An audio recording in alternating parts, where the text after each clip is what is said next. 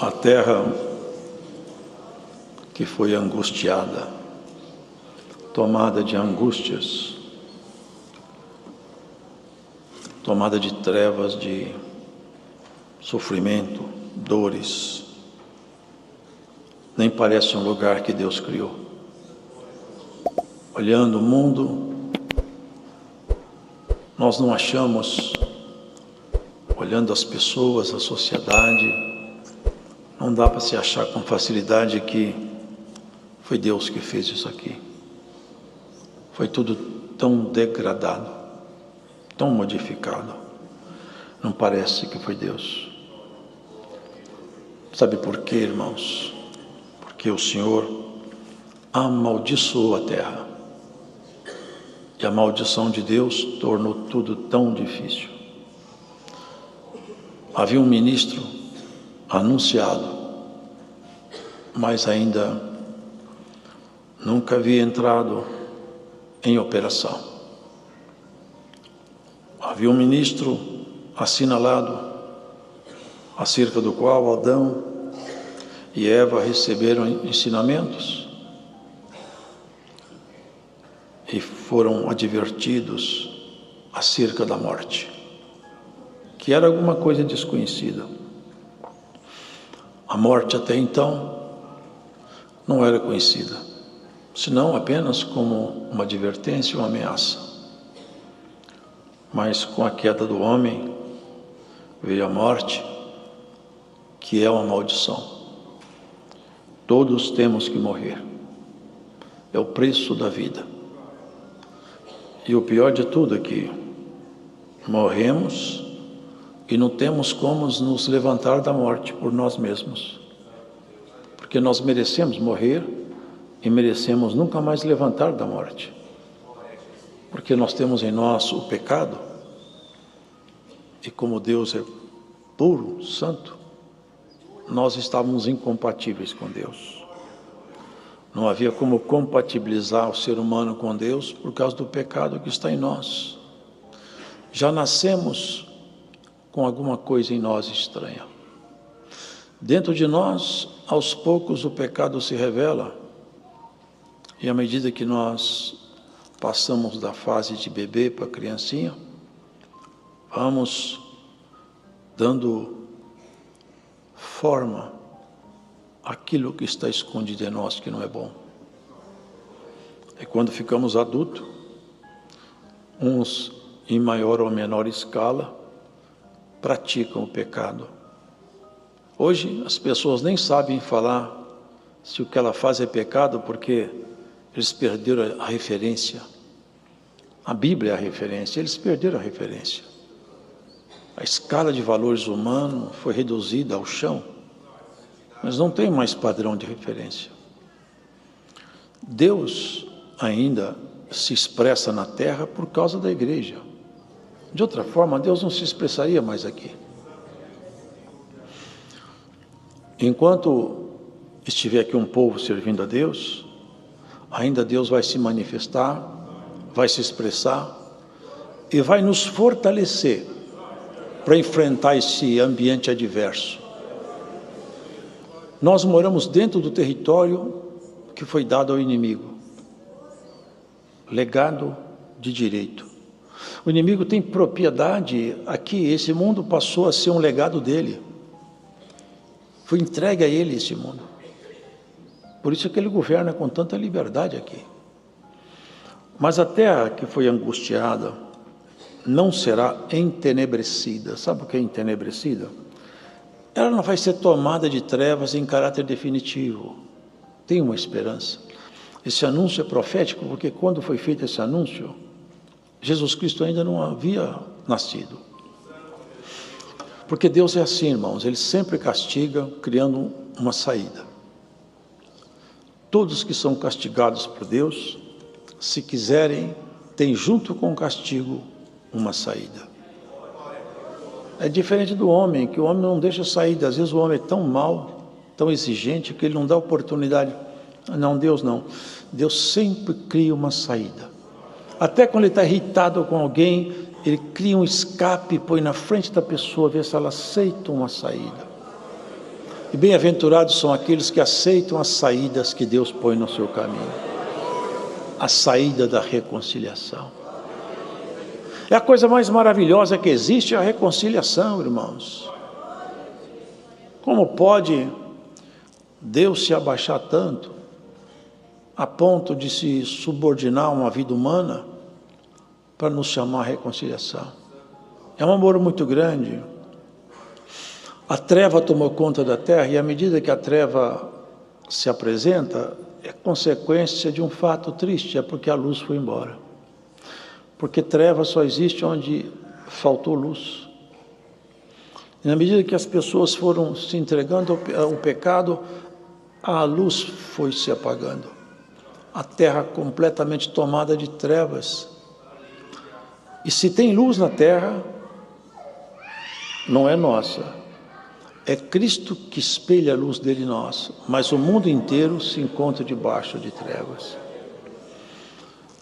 Foi feito um anúncio, Daniel também viu, eu vi uma pedra. Ela estava no alto de uma montanha e ninguém empurrou, ela caiu sozinha.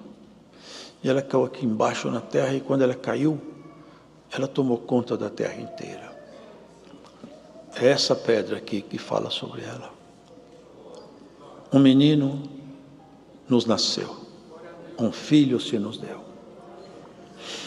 É o anúncio do nascimento de Jesus, o grande pastor de ovelhas. A terra de Naftali, de Zebulon, porque ali, particularmente ali, os assírios haviam tomado aquela região, saqueado, exilado, eles tinham passado humilhação demais ali. Mas ali, exatamente, no campo da humilhação, apareceu o Senhor Jesus. Simples, sem nenhuma aparência. E quem encontrou de fato o favor de saber que Jesus nasceu? Tomadores de conta de ovelhas. E como que eles chegaram até Jesus? Uma luz apresentou-se no céu. Era uma estrela. E a ordem era essa: acompanhe a estrela que você chega em Jesus. E eles chegaram até Jesus pela luz da estrela. Jesus sempre foi referenciado pela luz que ele é. É chamado o sol da justiça, a estrela da manhã, a estrela da alva. E bem-aventurado é o coração que não está mais em trevas, e a estrela da alva já brilha dentro de você. O povo que andava em trevas viu uma grande luz, e sobre os que habitavam na região da sombra da morte, resplandeceu a luz. Região da sombra da morte é a sombra do nosso próprio inimigo, que está projetada sobre todos os homens. As pessoas nascem, vivem aqui como se de fato esse lugar fosse alguma coisa que tivesse conquistado. Vive aqui, se folga, mas há um acerto de conta depois. Aqui as pessoas entram para sair. E tem prazo de entrar, prazo para permanecer e prazo para sair. E tem acertos depois. Tem ajustes. E bem-aventurados são todos aqueles que foram alcançados pela misericórdia de Jesus. Se a treva está tomando conta da humanidade de uma forma assustadora, a luz de Cristo brilha no seu coração, na sua mente, nos seus olhos, na compreensão que você tem da vida. E nenhuma treva pode se projetar aonde a luz está acesa. Essa é a bendita sorte daqueles que são chamados para participarem da herança dos filhos da luz. Nos transportou do reino das trevas para o reino da luz do seu amor. E a irmã e o irmão saíram do mundo das trevas para o mundo da luz. Por mais que esse mundo piore, por mais que as coisas se agravem, Deus sempre será luz em volta de nós. O salmista falava aqui: se ainda eu mesmo for trevas, todo de trevas, ainda assim Deus vai ser luz em volta de mim. E Deus sempre será luz em volta dessa igreja. Haja o que houver, Deus vai iluminar seus passos. Se você tem alguma coisa confusa, obscura, que a sua razão não alcança, que o seu coração tem medo, essa palavra hoje vem a ti como um farol na noite. Deus trará luz sobre a sua vida, sobre a sua causa. Onde tem um ponto obscuro, que a luz da sua compreensão não chegou, Cristo pode fazer um lampejo de luz, chega lá, e logo você vai ter a compreensão que te falta, irmão. Deus é a última resposta nossa. Sempre Ele é a última saída. Quando nós não temos aonde recorrer, quando não temos aonde ir, nós ficamos em comunhão e falamos: Senhor, agora se o Senhor não me ajudar, eu não tenho mais saída. Essa é a confiança do crente. Eu falei esses dias, Deus é tão misericordioso que Ele é assim, Ele se compromete com a sua fé. Tudo que você crer que Ele vai fazer para você, Ele faz. Ele se compromete com você, por causa do sacrifício que Jesus Cristo fez para nos tornar filhos adotivos no sangue da sua cruz. O povo que andava em trevas viu uma grande luz. Já pensaram, irmãos, como que foi maravilhoso para aquele povo que vivia ali? Não tinha esperança, não tinham aonde ir. Encontravam em Jesus sempre a resposta mais cândida, mais amiga, mais santa. Os leprosos, os endemoniados, os doentes, os cansados, fadigados, órfãos, viúvos, onde eles chegavam, onde Jesus estava, eles chegavam e se encostavam e Jesus curava todos. Isaías fala: a gente achava que ele era um homem machucado, porque eles caminhavam no Gólgota e as mulheres gritavam: coitado de Jesus, como ele está machucado, como ele está desfigurado. Mas tinha um anúncio lá atrás: pelas pisaduras dele nós fomos sarados. Foi por tua causa que ele se deixou machucar assim. Foi por um amor tão grande por nós que ele se fez assim, tão aflitivo, tão afligido. E foi até a cruz, no nosso lugar. O pecado nosso não entrou nele. Jesus não teve pecado. No momento nenhum, Jesus recebeu pecado nele.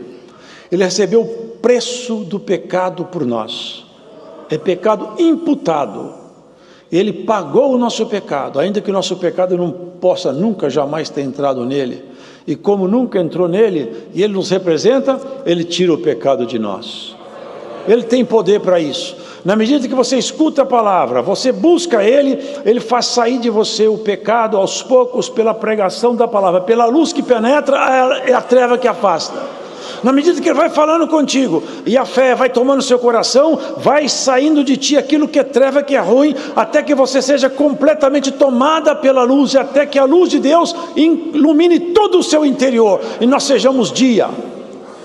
Glórias ao Senhor. No dia que nós formos transformados, como fala o Senhor, até que sejamos dia perfeito.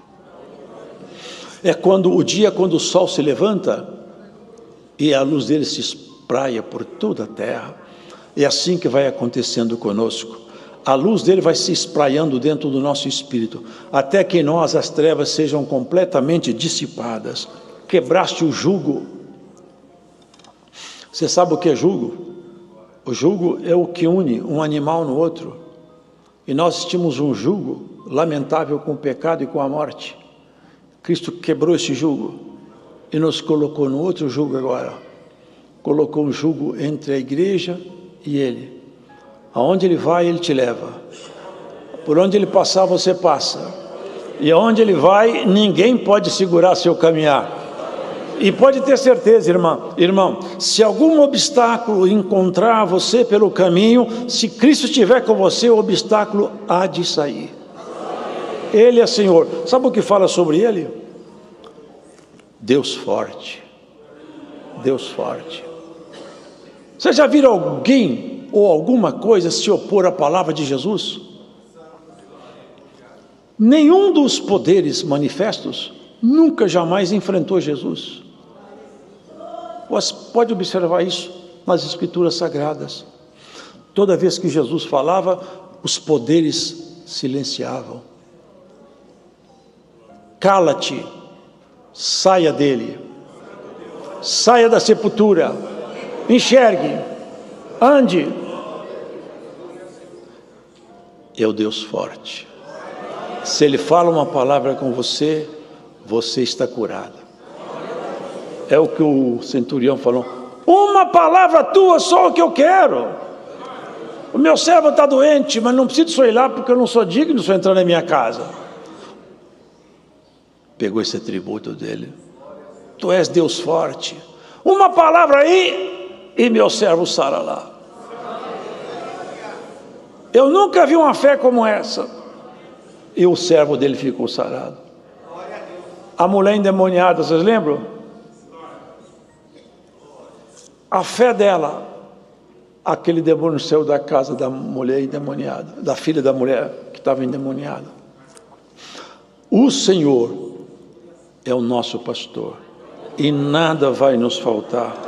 O cetro é o símbolo do reino, o cetro do opressor. O reino do inimigo não tem mais autoridade sobre a nossa sorte. O reinado que está sobre nós é o reinado de Cristo. É a pedra que tomou conta de toda a terra. Qual terra? Essa terra aqui, ó. Essa terra conquistada por Jesus. Essa terra transformada em terra árida e seca, que rebenta agora ribeiro de águas aí. É o coração do homem transformado pela palavra de Deus. Bem-aventurados somos nós, irmão, porque a palavra de Deus entrou em nós e criou ambiente favorável para nós. Fez arrebentar águas, ribeiro de águas, vai aparecendo folha, flor e vai aparecendo frutos. E à medida que você vai ficando velho e velha, vai passando o tempo, o Senhor vai criando cada vez mais dentro de você ambiente adequado para as virtudes dele tomar conta do seu coração. Até que os seus dias sejam fartos e quando chegar ao final, você esteja carregando as marcas de Jesus, os sinais, as virtudes, as características de Jesus Cristo em você. Você já tem um traço de Jesus, um jeito de pensar de Jesus. Olha para a vida e para a morte como Jesus olhou. Já não tem mais medo de morrer, já não tem mais medo do futuro, já não tem mais medo da noite. Glórias ao Senhor. E se alguém está com medo da noite, pelo poder do Deus forte, sai o medo de você em nome do Senhor Jesus. Glórias ao Senhor. Quanta inquietação, quanto medo, o medo do amanhã, o medo da inflação, o medo disso, o medo daquilo, irmão. Nós estamos nas mãos de Deus. Deus é Deus forte, Ele pode tudo. Aonde você estiver, se Deus estiver com você, é tudo que te basta. Por onde você passar, se Deus passar com você, é tudo que te basta. Glórias ao Senhor. Aonde você for, Deus te acompanhando, você está protegido. Nenhum poder te pega, nenhuma maldição te alcança, nenhuma flecha te atravessa. Aonde a mão de Deus te colocar como protegido, ali você...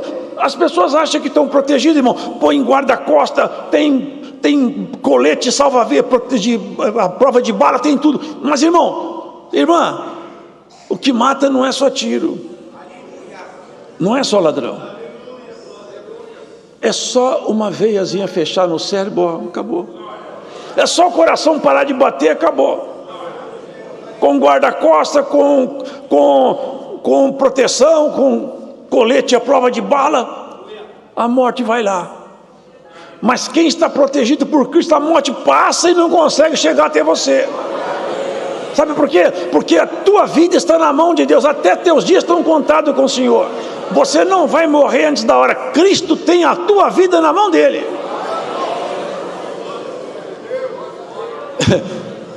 Até nosso prazo de validade está na mão do Senhor. É Ele que estende, Ele que diminui o nosso tempo de vida. Ele estende. Ezequias uma vez estava já sentenciado para morrer. Já estava sentenciado, só falou com Isaías: fala que o tempo dele acabou.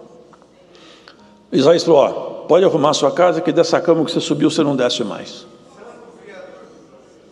Quando Isaías foi embora, ele voltou-se para o canto da parede e começou a chorar. Falou com Deus: Senhor, eu quero que o Senhor lembre do tempo que eu te servi, do tempo que eu fui fiel e das coisas que eu fiz. E chorou. Isaías estava lá fora. O Senhor falou com Isaías: volta lá no palácio. Foi por quê? Porque Ezequias chorou e ele mexeu comigo. E esse choro dele tocou no meu coração. Fala com ele que o tempo dele tinha acabado, mas eu renovo porque eu sou Deus, né, irmão? Fala com ele que eu vou dar mais 15 anos de vida para ele. Vocês percebem, irmão, que vida e morte estão na mão do Senhor? Tem gente que tem um medo, irmão, um medo de morrer tremendo. Você tem que ter medo de pecar, de morrer você não tem que ter medo. É o Deus forte, é Deus todo-poderoso, conselheiro. Essa é a palavra de conselho. Ele é Deus conselheiro, Pai da eternidade.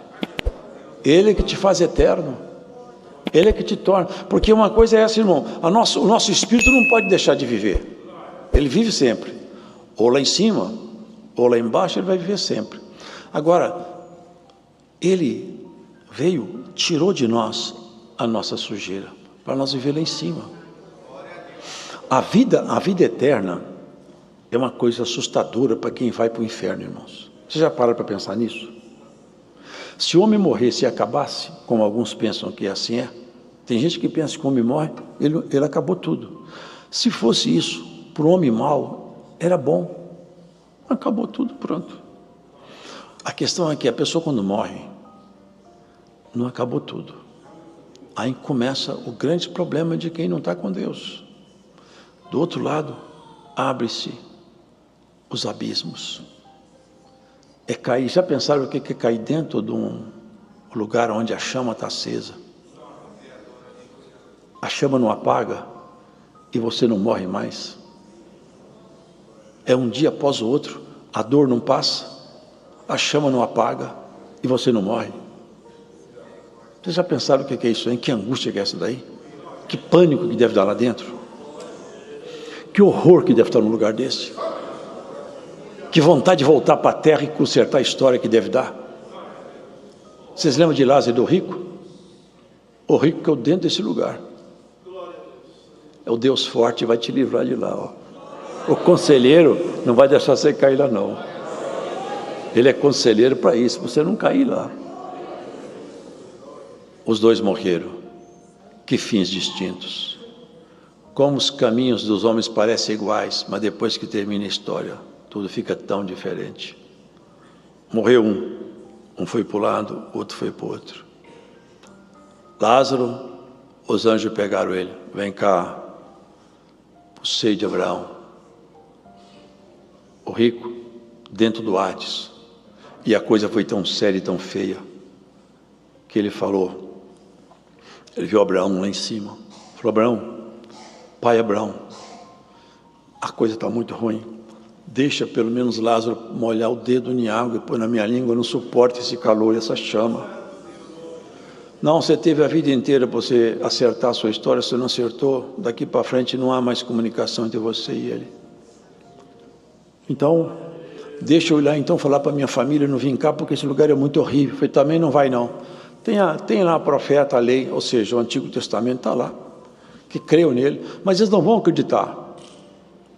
Se você apresentasse para um, o resto não vai acreditar que você apresentou-se lá também.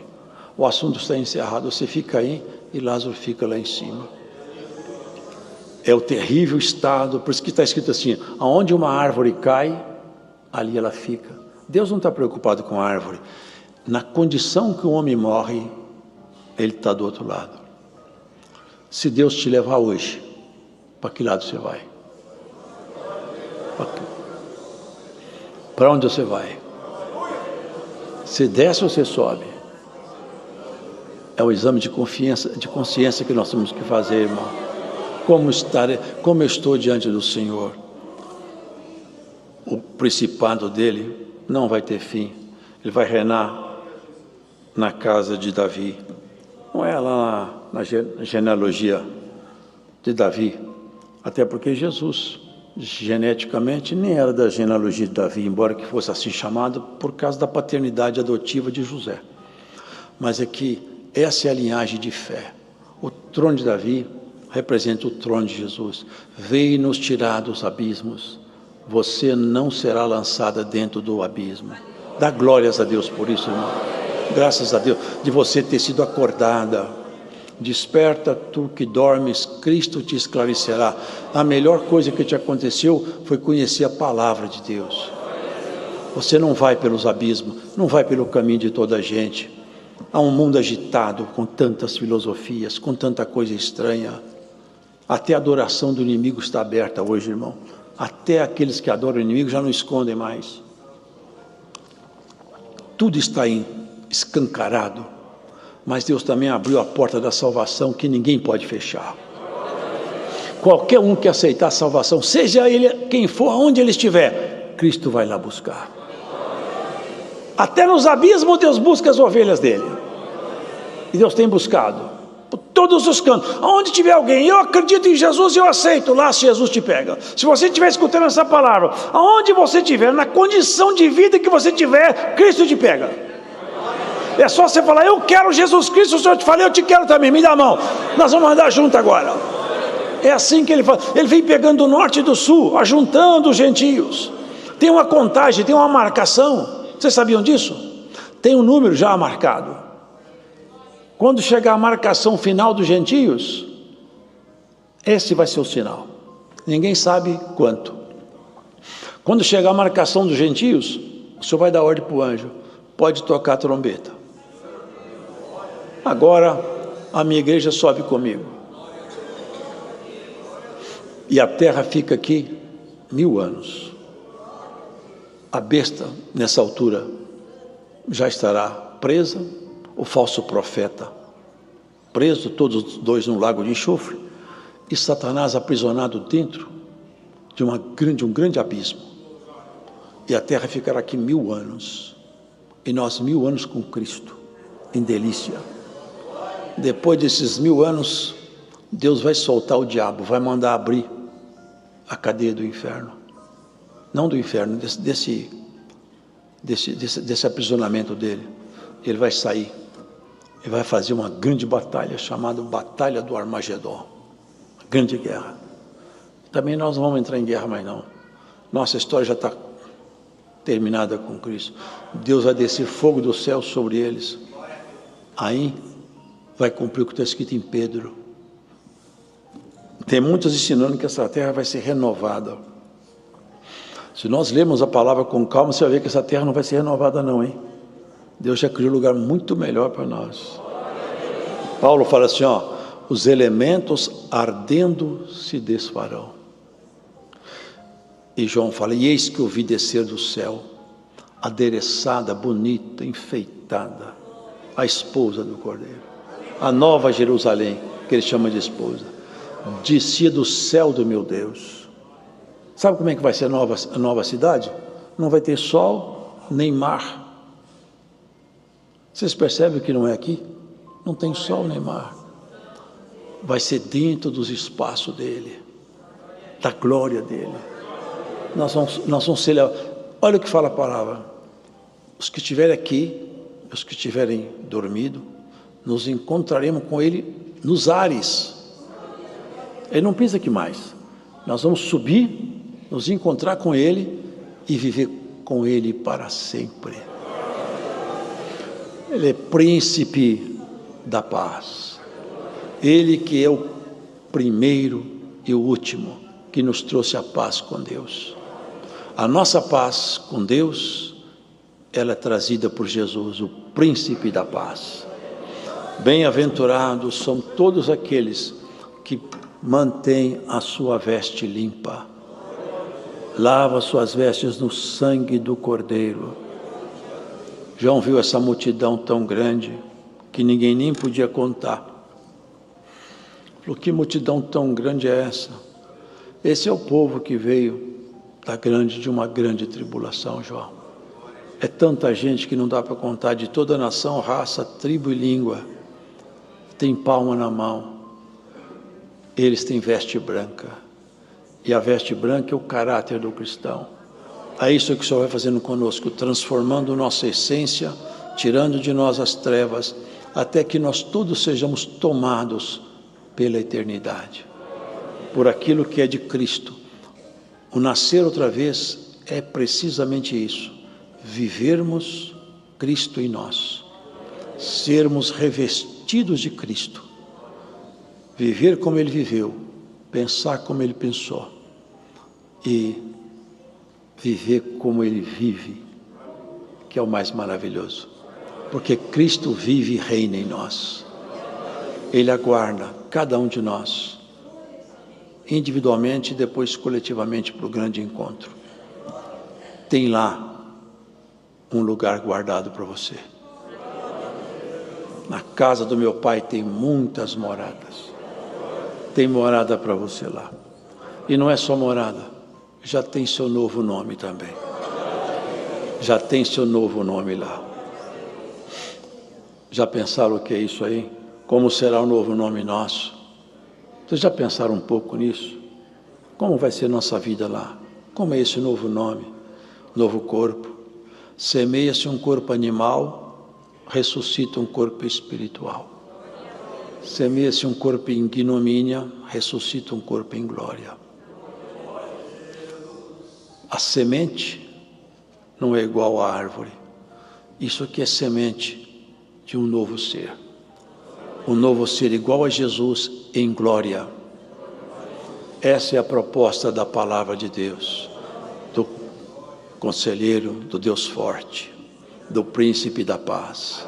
Um menino nos nasceu, um filho se nos deu. Por encontrar um menino numa manjedoura, como ele estava? Como está uma criança numa manjedoura, irmão? Envolto com panos grosseiros, simples, no meio de animais. Como que pode? Que disparate. Os homens vivendo em palácio lá, Herodes, Pilatos, aqueles homens todos cheios de pompa, e o próprio Filho de Deus nascendo numa manjedoura. Mas a proposta dele exatamente era essa: não ter nada, nenhum legado daqui da terra, mas nos deu o legado total do céu. Quando ele morreu, irmãos, para encerrar a palavra, não sei se vocês já leram, Judas, quando vendeu ele, vendeu por 30 moedas de prata. Essas moedas de prata, depois ele arrependeu-se, que não arrependeu como deveria. O arrependimento não segundo Deus, mas o arrependimento segundo o mundo. Ele foi se enforcar. Mas antes de se enforcar, ele pegou as moedas de prata e jogou no templo. Falou: não quero mais esse dinheiro. Isso aqui é preço de sangue inocente, e jogou. Eles falaram: o que nós vamos fazer com essas moedas? Não dá para pegá-las, porque é preço de traição. Vamos comprar um terreno. Compraram um terreno que era um campo de um oleiro, para ser sepultura dos estrangeiros, salvo engano é isso. Um campo de oleiro. E com o preço do Senhor Jesus, ali, irmãos, que eles pagaram, se comprava apenas um lote. Não deram valor na vida dele. Mas ali tem uma simbologia, porque o oleiro, naquele campo de argila, se formam os vasos. E na morte, Jesus pegou esses vasos todos para formar. Fazia imagem e semelhança dele. E o jeito que Jesus está trabalhando em você, você não entende, mas ele não tem parado de trabalhar. Você é um vaso na mão desse oleiro bendito. E por mais que você questione por que Deus te trabalha assim, Deus não parará de trabalhar. O vaso não pode discutir demais, não é, irmão? Deixa o oleiro trabalhar. Ele vai trabalhando e ao final será um vaso para a honra e glória do nome dele. Jesus morreu num lugar de rico, vocês já leram isso? Ninguém era sepultado em pedra, em rocha, só os ricos. Mas Jesus foi sepultado. Nasceu como pobre, morreu como rico. Essa é a metáfora dele. Nasceu como homem e agora, na condição de ressuscitado, enriqueceu a todos nós. Você pode ter tudo que você quiser de Deus, que couber em você. Você pode ter as virtudes, os dons, as qualidades.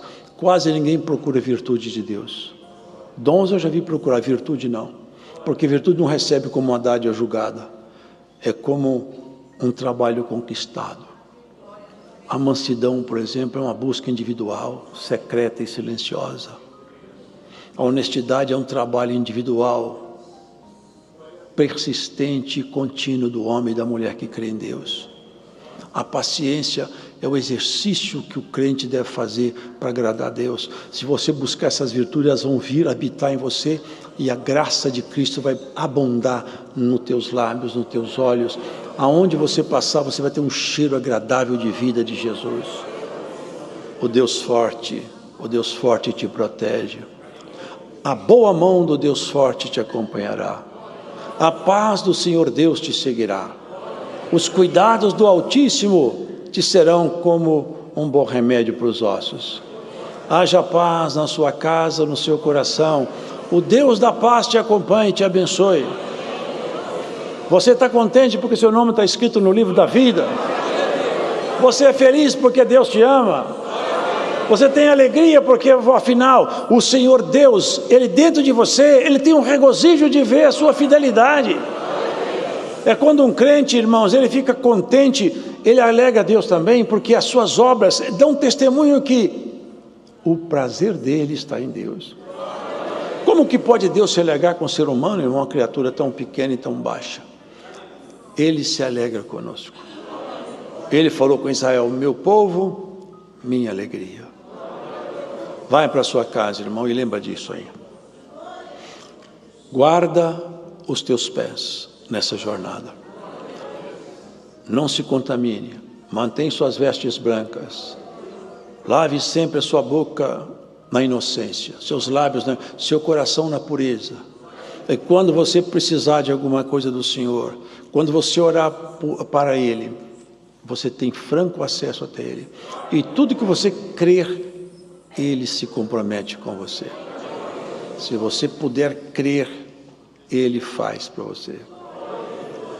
Tem muitos que já não acreditam mais nisso aí, não. Tem muitos que já têm dúvida se Deus faz, se Deus não faz.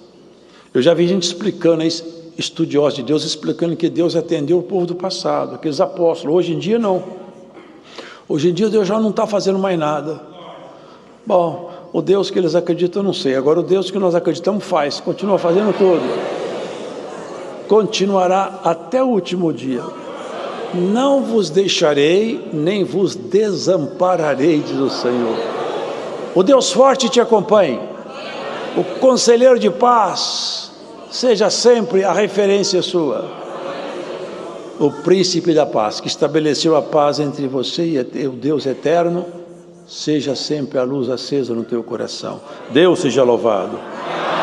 Agradecemos a Deus em oração.